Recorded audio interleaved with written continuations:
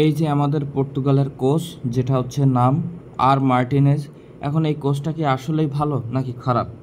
এখন আমি তো রিভিউ দিতে আসছি, তো বলতে পারেন যে ভাই আপনি তো নেন না, আপনি রিভিউ কীভাবে দিচ্ছেন? হ্যাঁ ভাই, অবশ্যই আমি এই কোচ নিয়েছি এবং আমি এই কোচ দিয়ে মিনিমাম 15-16টা কিন্তু ম্যাচ প্লে করছি। তো এই কোচের যেটা বিশেষত্ব সেটা হচ্ছে ডিফেন্স। এর ডিফেন্স মারাত্মক মারাত্মক ডিফেন্স। আমি 4-2-1-3 ফরমেশনে খেলছি, তো ডিফেন্স মারাত্মক। আর পাসিংগুলো এত স্মুথ, প্লেয়ারগুলো একটু নিচে নেমে থাকে, অ্যাটাকারগুলো মনে করেন একটু পাস দিলে, থ্রো পাস দিলে বের হয়ে যায়। কারণ লং বল কাউন্টারের বিশেষত্বই ওইটা, যে আপনি অনেকগুলো পাস করবেন, আপনি অ্যাটাকে যাবেন না ভাই। আপনি 2-3টা পাস দিবেন, দিয়ে বল বের করে নিয়ে চলে যেয়ে গোল দিয়ে দেবেন। এইটাই হচ্ছে লং বল কাউন্টার।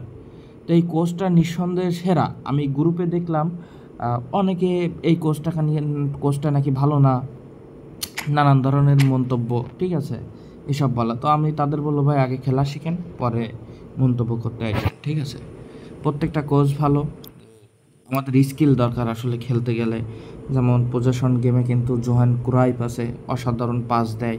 তো তারা নিয়ে যারা খেলতে পারে তাদের কাছে সেরা, আর যারা না পারে না তাদের কাছে ফালতু। ভাই এই কোচ একটা সেরা কোচ। আমি এই আইডিতে নিব ভাবতেছি, কিন্তু আমার কয়েন নেই, অন্য আইডিতে আছে, ঠিক আছে? আর এটা লং বল কাউন্টারে হচ্ছে রাইকার্ড আছে।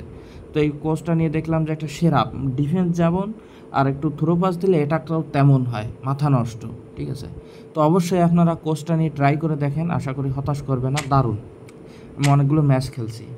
তো এই কোচের দেখেন লং বল কাউন্টার হচ্ছে 89, আউট ওয়াইড 80, স্পেন পর্তুগালের কোচ। আর এইখানে কী দেওয়া রয়েছে, FW player increase experience point এখানে ডিউরিং ম্যাচেস বাই 400। মানে কিছু কিছু প্লেয়ারের মনে করেন যে ইয়ং যে প্লেয়ারগুলো আছে, মেবি ওইগুলোর হচ্ছে রেটিং বেড়ে যাবে। আমার কিমিস 103 থেকে 104 হয়ে গেছে। আর এইখানে কিন্তু 2টা বুস্টার আছে, 1 পয়েন্ট করে বেড়ে যাবে। বল কন্ট্রোল আর হচ্ছে অ্যাগ্রেশন প্লাস অন করে বেড়ে যাবে। তো ভাই এই কোচটা নিঃসন্দেহে একটা সেরা কোচ, আপনারা নিয়ে নেন কয়েন থাকলে, নিঃসন্দেহে।